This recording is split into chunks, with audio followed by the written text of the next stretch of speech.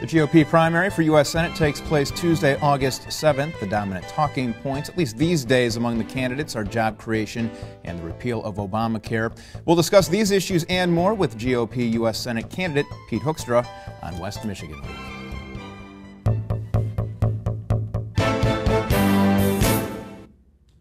And thank you for joining us on West Michigan Week. On the panel, Professor of Political Science at Grand Valley State University, Erica King. Thank you for joining us.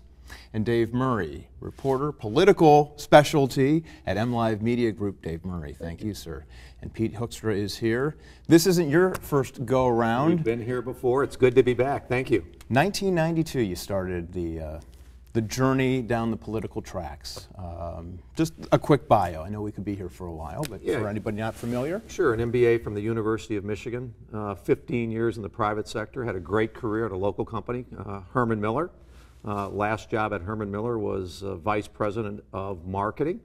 1992, I woke up in the middle of the night and I said to Diane, I think I ought to run for Congress. And she said, go back to sleep and you'll feel better in the morning. We got involved in that race, beat a 26-year incumbent. I think I had a great career in Congress. You know, the last job, 10 years heading up the Republican side on the Intelligence Committee. So my career has been 50% in the private sector, 50% in the public sector, and we'll see where this third phase of my professional career takes us. And you ran for governor as well. I ran for governor. It was a great race. We have a good governor. Rick and I went through that process.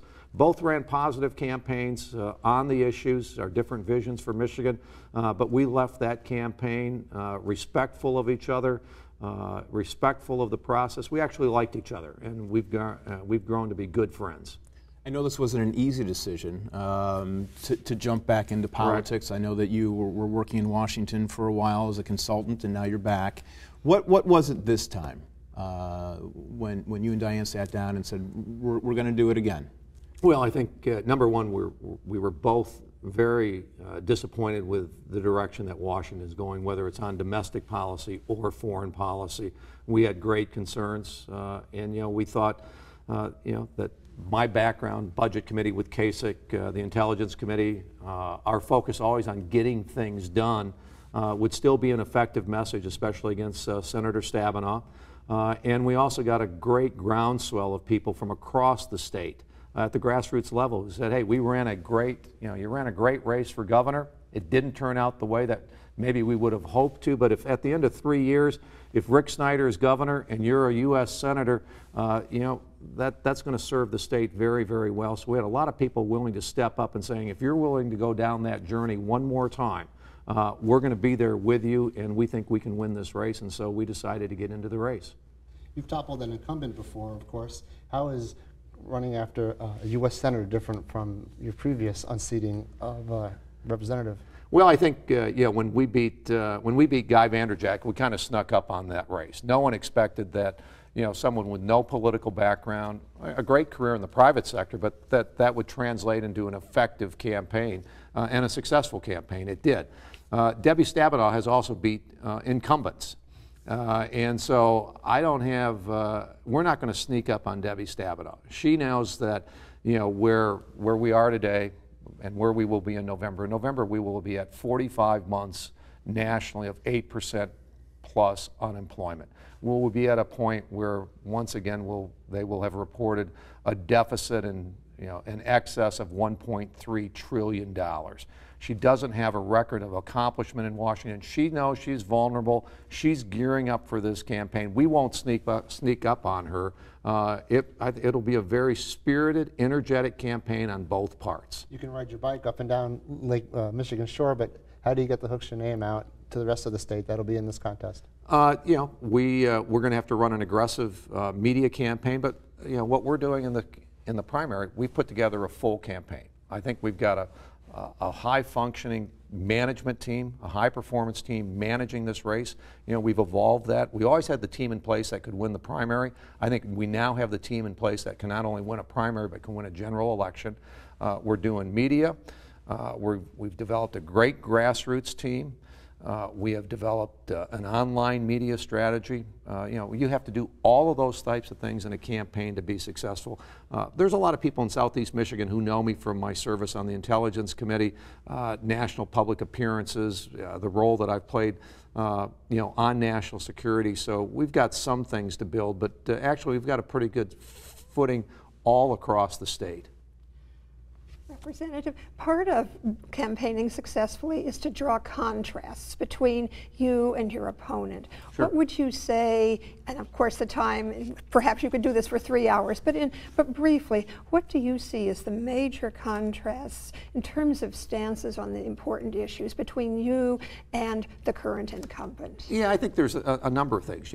I had the opportunity to serve on the Budget Committee under John Kasich.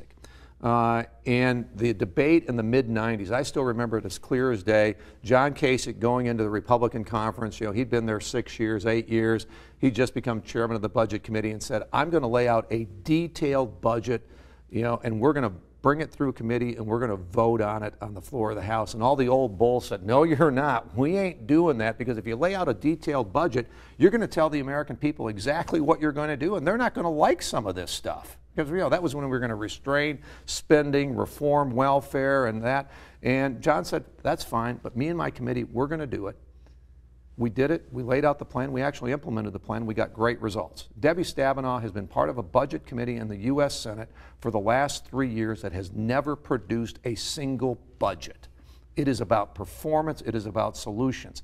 She voted for a stimulus package that created no jobs and cost the country almost $1 trillion. I voted against that. I believe about creating jobs in the private sector. She's for creating, she agrees with the president. The private sector is doing fine. We need to create more jobs through government spending and create more government jobs rather than private sector jobs.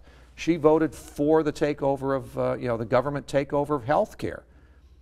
I voted against it, and, there are fun, this is a classic, big government liberal versus a conservative private sector contrast between the two. This is going to, I think it's going to be a great race, talking about where the future and how we bring America and Michigan back. And it's about solutions, it's about the private sector, it's not about growing government. Jobs are going to be the buzzword for any campaign this year, but what can a U.S. Senator do to impact hiring at a state level in Michigan? Well, what you can do is you can create an environment where entrepreneurs want to invest and grow their business. I mean, it was great. I was at Sealant Technologies in Southeast Michigan on Tuesday. This is when the president started talking about the way to bring the economy back is by raising taxes on just the wealthy. And this is a great company. They provide products on a global basis. And you walk in and it's a second generation business. You're sitting there with the three brothers. And they said, Pete, when the president's talking about increasing taxes, the way that we are incorporated, it's going to take money directly out of this company. When he's talking about raising taxes on the 1%, it's going to take money out of each of our pockets. It's going to take money directly out of this company. We are not going to invest. We're not going to grow this business until we find out exactly what is going to happen with taxes. We can get regulations under control. We can embrace energy. I mean, the real bright spot that if we embrace energy exploration in this country today, in 10 years we can be energy independent. We can keep $400 billion a year that otherwise goes to the Middle East or goes to Venezuela. We can keep that here. We will have a certainty of energy supply. We'll have some control over pricing. It's an economic security issue, and it is a national security issue. You have this business background. You've been in Washington for years now. I find it interesting that the Grand Rapids Area Chamber of Commerce and its political PAC endorses Clark Durant. Sure. How does that happen? What are the dynamics at play here? The Grand Rapids Chamber will have to explain that to you. I mean, there's a lot of endorsements around. We've got associated builders and contractors. The Grand Rapids Chamber will have to explain their process to you. But clearly I've got a solid voting record supporting entrepreneurial business development in the private sector. People have recognized that for years. So that's you can't get them all. You'd like to get every endorsement. That's one we just didn't get. But here's what Chamber President Rick Baker said. It's clear that Washington is at a crossroads, and this election will help determine if our future is better than our past. Clark is committed to policies that will create economic opportunities for all Michigan residents, and he will get the job done. It sounds like you're somebody who's been in Washington and you've been doing it. So I'm just trying to figure out the line of thinking here, and if you have some insight as to why this endorsement using that logic. I don't know what their logic is. All right. All I can say is that my career in Washington has been about getting successful things, actually accomplishing things. Whether it's balancing the budget with John Kasich in the 1990s, whether it's about successfully investigating the Teamsters and having a corrupt union leadership removed from that union in the 90s, whether it's about reforming the intelligence community after 9/11 and reforming it in such a way that it actually has worked and has kept America safe for the last 8 or 9 years. I know what my record is. They can explain their logic and their rationale. I'm not going to try to get into it. Okay. Yeah. Representative, sort of a little bit of a follow-up on this, because of course one of the things that anybody who wants to become the party's candidate has to do, of course, is go through a primary process. And you've done a little bit of addressing where your background and your experience perhaps positions you differently from your primary opponents. Maybe you could talk even just a little bit more about that. So for, say, a Republican thinking about which of a field of Republicans to choose from, what makes you stand out? Well, I mean, I think, Rick and I went through a process, and talking to a lot of Republicans, they're extremely frustrated about what they saw in the presidential campaign, where you turn on the debates and you see 9 Republicans kind of trashing each other, rather than talking about what the Republican vision is and how they can be successful in this campaign in beating Barack Obama. And so I don't talk about the other candidates. These are, in many cases, these are friends of mine. We've known each other for a long period of time. What I've got the track record of a solid conservative philosophy that has worked in Washington, that has been successful in getting the kind of results that we want, that move America forward, and has been successful in putting together the structure and the organization that can beat Debbie Stabenow. This is not about winning a primary. This is about being successful, sure, in August, but also, most importantly, being successful in November and being sworn in on January 3 of 2013 and serving successfully and effectively. And I think my record and my background positions me as being the best candidate to do that, or I wouldn't be in this race. We're going to take a quick break, and when we come back, more with U.S. Senate candidate Pete Hoekstra.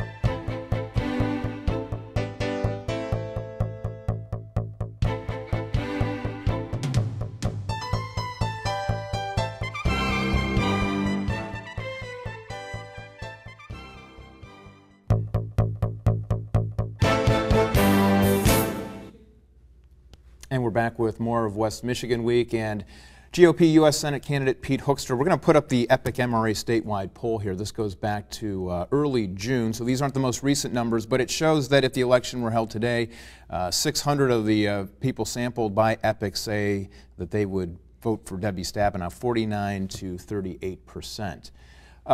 Is there something underlying here, this double-digit lead that she has? I mean, as you talked about, she's the incumbent, definitely.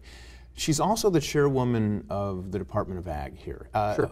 Holds a lot of power, especially in this state where agriculture is the second leading industry. How do you break through to some of those people who are the farmers and the folks that are outside of the core cities? I mean, it's very straightforward. Take a look at what she's done. She hasn't passed an ag bill. That doesn't help the ag community a whole lot. And for the issues that she's very concerned, that our farmers are very concerned about, she's not for repeal of the inheritance tax, which makes it very difficult for farmers to pass their farm on to the next generation. This administration has been awful in terms of the rules and regulations that it has imposed on the agriculture community, which is making it tougher for them to survive and to compete. She may have thrown them a bone every now and then, but overall, you know, what she's done in the ag community hasn't helped the ag community at all. The double-digit lead, it's kind of like, you know, our internal polling, other polls have come out and shown that it's much closer than that. It's probably 6 to 8. I think once we're past the primary, you'll see the exact same thing that happened in the presidential race. You know, while the Republicans are hammering each other, Obama owns a nice lead. As soon as it's over, we have our presumptive nominee, the numbers close up, and you know, you're going to see the same thing in the Senate race. This is going to be a very close race. The top of the ticket, Mitt Romney can and I think will win Michigan. When the top of the ticket wins Michigan, he runs strong in Southeast Michigan. He runs strong in Oakland County. If you take a look at what happened in the presidential primary, you know, he won Southeast Michigan. Rick Santorum won outstate. Guess what? He runs strong where Rick ran strong. Those are the areas that know me the best. We are going to complement each other very nicely in November. Given that this is probably going to be a swing state, one assumes that all the polls are pointing in that direction. Do you anticipate then whether the presidential campaign or the fact of a presidential campaign will be a benefit to somebody running for the Senate this year? It certainly will turn out different kinds of voters and more of them. And I know that we often love to talk about process, but I'm just curious also, even in terms of issues, do you see this having an impact? Oh, I think it has a huge impact. I think you're going to see, I met with the elected leadership, many of whom are on the ballot, earlier this week in Oakland County, Brooks Patterson, Mike Bouchard, and what we're talking about is integrating the campaigns from the top to the bottom. From the president, you know, Mitt came out of Oakland County, so we're talking about, you know, integrating the presidential campaign with the Senate campaign, with the state rep campaigns, with you know, with Brooks Patterson, with Mike Bouchard, and you know, really the Oakland County is absolutely critical, and we're going to bring all of our resources together to be very, very effective in South. It's going to have a huge impact. And having the top of the ticket from Southeast Michigan, you know, if anybody knows the benefit of having a president from your community, it's Grand Rapids. I mean, you know, the effect of Gerald Ford coming from Grand Rapids. It's not like he's, you know, like he threw a lot of money at Grand Rapids, but you know, the prestige, the honor, the privilege of having the president be from your hometown, and that's had a halo effect here in Grand Rapids for the last 30 years. The people of Southeast Michigan are figuring that out. The people from Michigan are going to figure that out. You have a Romney administration. You know, he just came through it at a successful fundraising trip through Michigan. He will have lots of Michigan people in a Romney administration. You need help, or you have a problem with an agency, guess what? You're going to be calling a friend to help you. You've always been critical of No Child Left Behind. Sure, And yeah. Congress, it's been the law of the land for a long time, but the president has gone around Congress to allow the states to get waivers away from the requirements. Yeah. Is that the right way to go, or should the reauthorization at the congressional level fix the problems with it? Well, what a waiver does is effectively acknowledges from the White House that it's not working. No Child Left Behind in 2001 was this great promise, you know, that the federal government will fix education, and here 10 years later we have figured out it is a disaster. It has ruined education. The people who were advocates for No Child Left Behind, remember there were only 20 Republicans that voted against it in 2001. I was one of them. The teachers' unions are now against it. Superintendents are against it. Just because you promise that you're not going to leave it, just because you promise you're not going to leave any child behind doesn't mean it's going to happen. You know, rather than, and this is the great thing now with Obamacare. What's the promise here? We're not going to leave anybody behind in Obamacare. Everybody's going to get, it's kind of like, yeah, how well did No Child Left Behind work out? You can expect the same thing with Obamacare that we've seen in No Child Left Behind. It is nothing but bureaucracy, paperwork. The money never made it to the classroom. It made it to bureaucracies. The thing ought to be repealed, and education is the responsibility of parents, local school districts, and the state. The federal government's role in K through 12 education has been abysmal failure. So you wouldn't replace it with anything at the federal level? I'd replace it with block grants. Give the money back to Rick Snyder, give it back to the governor of Michigan, give it back to our legislature, and let them allocate the money, you know, and set the standards, you know, for local school districts. And local school districts and teachers want it because it has been nothing but a bureaucracy and paperwork nightmare for your local school districts. It has never helped people in the classroom. I'd like to bring up an issue for a moment that hasn't been getting as much attention this year, and that is, of course, foreign policy and national security. You have a strong background, having served as the chair excuse me, of the House Intelligence Committee. What do you think are the most important international issues facing this country today? And could you also talk a bit about your background and experience in dealing with this? Yeah, I mean, on my visits on the Intelligence Committee, I met with Gaddafi 3 different times. I met with Bashir Assad. I met with Arafat, Musharraf, all the people, many of whom are now gone. I met with Mubarak. I knew a lot of these people. But the important thing there is I've got an understanding of the context of the region and the politics of the region. So where are the threats? And what do we need to be nervous about? Since we still get a lot of our energy from the Middle East, we have to be very concerned about what's happening in the Middle East, the whole region, Iraq, Iran, Syria, Yemen. Al-Qaeda, radical jihadism is still a threat to the United States. It is an economic and national security threat to us. We have to be concerned about what's going on in China, both from a military and an economic standpoint. And then you have a resurgent Russia. For the next Senate, the next 6 years, the next term of this person representing the state of Michigan, foreign affairs will rear its head numerous times. And it will have a direct impact on our security, both from a military standpoint and from an economic security standpoint. The next senator needs to be prepared to talk and to deal with those issues from a basis of substance and knowledge, and I think I can bring that to that. What's our biggest threat right now? Is it still terrorism, or is it something else? No, I think it's still terrorism. It's potentially the economic terrorism coming out of the Middle East, disruption of our energy supplies. The good thing is what we did with the intelligence reform bill back in 2004 with Lieberman, Collins, and Jane Harman and myself is, part of the reason that it's not getting the kind of visibility that it was getting earlier is that bill actually is working. We are identifying the threats, and in certain cases, this president is acting to take out those threats through the tools that he has available. Your past voting record, sometimes when you've been in politics for a long time, they rear their ugly head sometime, and the opponents will use some of your past voting record. When the economy was in the tank, we were in the recession, you made some tough decisions, and now some of those votes are coming back. Explain what happens in the moment.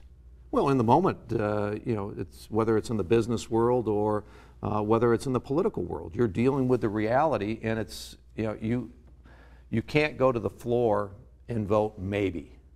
It's kind of like I'm either going to do this or not. And obviously, we were facing some really tough times in 2008, 2009 with the crisis in the banking industry and the auto industry and those types of things.